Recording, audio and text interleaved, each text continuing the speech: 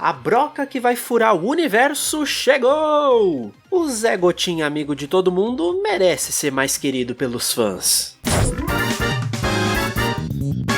Esse é mais um vídeo da minissérie Tô Curioso. Se você não faz ideia do que é isso, é minha playlist com 5 vídeos em 5 dias te recomendando 5 séries de Kamen Rider pra assistir. O link da playlist completa tá aí nos cards e na descrição do vídeo. Em datas comemorativas, Kamen Rider sempre tem alguma coisa diferenciada, especialmente em comemorações redondas. Kamen Rider Force é a série que comemorou os 40 anos desde o lançamento da primeira lá em 1971, e sendo assim, a série é cheia de pequenas referências aos heróis anteriores, desde os nomes basicamente de todos os personagens até o retcon desse universo, colocando os Riders anteriores como lendas urbanas, o que acaba inspirando a criação do clube de Kamen Rider na escola dos protagonistas. São detalhes legais para os fãs mais atentos. E aí você não precisa ter conhecido nada antes, mas é mais legal se você conhecer. E aí quanto mais você assiste, mais nuances desses crossovers você acaba pegando. Além de comemorar os 40 anos dos Riders em si, Force junto com Gokaiger, que estava comemorando os 35 anos de Super Sentai, comemoraram juntos os 10 anos do Super Hero Time, o bloco de TV em que essas séries passam lá no Japão. É muita festa de uma vez só. E por isso essas duas séries tiveram o primeiro filme de crossover total entre Kamen Riders e Super Sentai, um marco para a história dessas duas franquias, que daí em diante se tornaram ainda mais irmãs com mais e mais filmes misturando as duas coisas. Então deixe Force ser a sua entrada não só para Kamen Rider, mas para ser um fã ainda mais entrosado nessa franquia e tudo que cerca ela, porque cada referência que a gente pega no material extra, por menor que seja, é sempre muito recompensadora.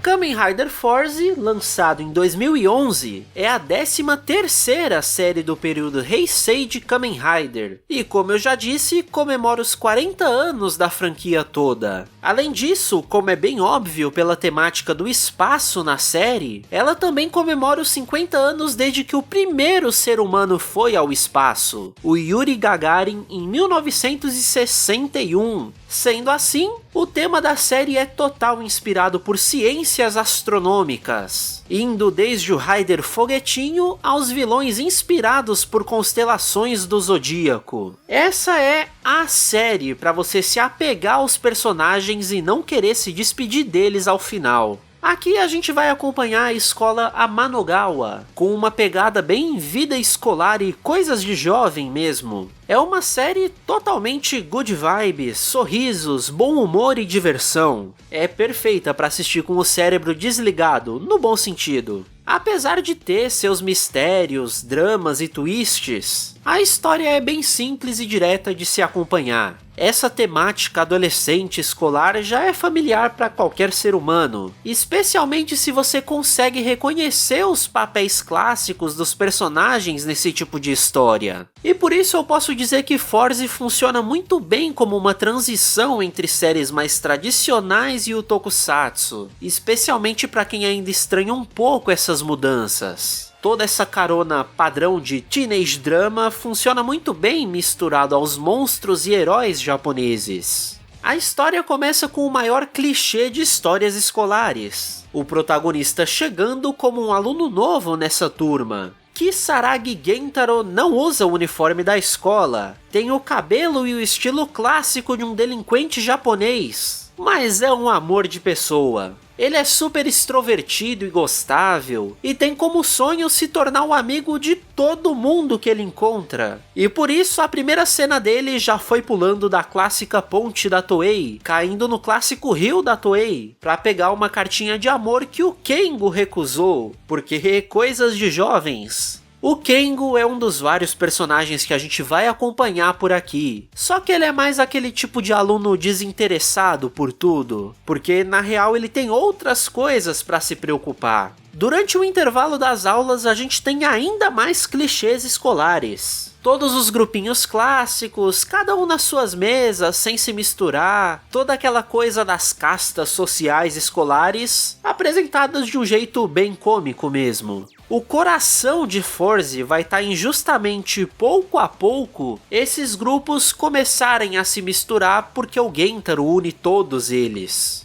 As líderes de torcida babaquinhas menosprezaram e tiraram sarro dele, mas o Gen é tão bobão e amável que nem se importou. O atleta pela saco, obviamente namorado da menina, quer descer a porrada nele, mas o Gen aceita brigar, porque na mente dele seria a única maneira de fazer amizade com esse cara. E o mais bizarro é que funciona. Mais pra frente eles ficam amigos, junto de outros jovens de grupos completamente diferentes. Todo o desenvolvimento dessa galera, especialmente dos dois babaquinhas, é muito fantástico e até emocionante de assistir. A série tem muito dessa mensagem de amadurecimento, usando as narrativas clássicas de final da vida escolar, sonhos pro futuro, tudo para unir esses jovens que num nível superficial são muito diferentes, mas que no fundo todos passam pelas mesmas inseguranças da vida. E essa relação que surge entre eles vai ser ainda mais reforçada pelo trauma que eles vão compartilhar dentro dessa história. E eu amo isso! É como eu venho falando desde o primeiro vídeo dessa minissérie. O legal de Kamen Rider é conseguir amarrar essas narrativas até que bem básicas e repetitivas dentro de um universo fantástico trazido pelo elemento Kamen Rider.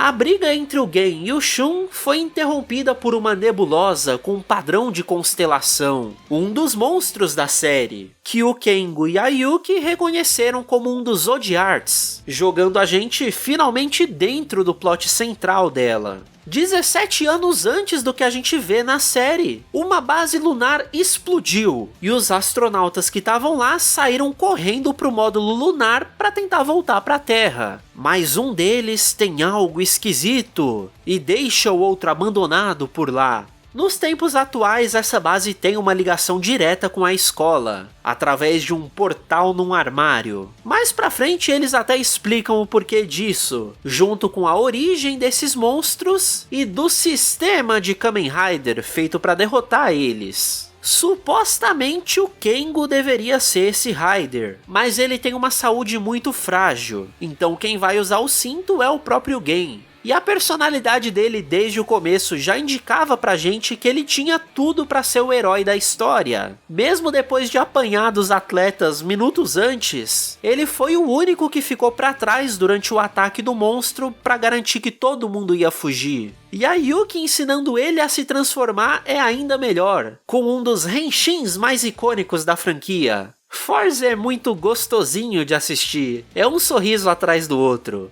Até a gente descobrir o que são os Zodiarts, e as metáforas da vida escolar começarem a ficar bem mais pesadas do que a gente esperava. Se Kamen Rider tá feliz é porque querem te chocar logo em seguida. A era Neo Heisei é muito mais focada em contar a história por meio dos brinquedos. Então conforme o Forze conhece as novas habilidades dele, a gente vai sendo apresentado aos bonecos e colecionáveis. Mesmo nessa primeira luta, ele já usou uma quantidade bem acima do normal de acessórios alternativos, já que as 4 switches do cinto dele podem ser trocadas à vontade. E a gente vai ter 40, em homenagem aos 40 anos da franquia. E a origem delas, obviamente, é o centro para resolver o grande mistério da série. Então é como eu disse, Kamen Rider Forze tem uma vibe muito boa no geral, e que funciona muito bem para quem ainda não se acostumou ao estilo do Tokusatsu. A série tem muitos dos arquétipos clássicos de séries ocidentais, o que ajuda a diminuir bastante o choque que alguém pode sentir com a série japonesa.